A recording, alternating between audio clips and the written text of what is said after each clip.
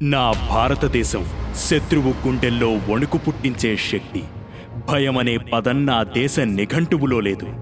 వెనక్కి తిరిగి చూడ్డం నా జవాన్ స్వభావంలో లేదు. తలవంచడం నా భారతావని సంస్కృతిలో లేదు.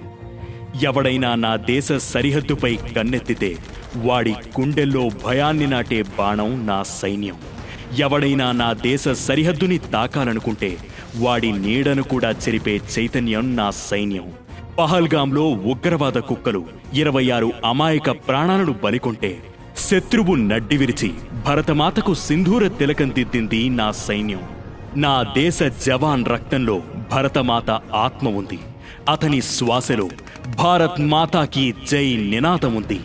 అతని ప్రతి అడుగులో శత్రువును చీల్చే సంకల్పం ఉంది.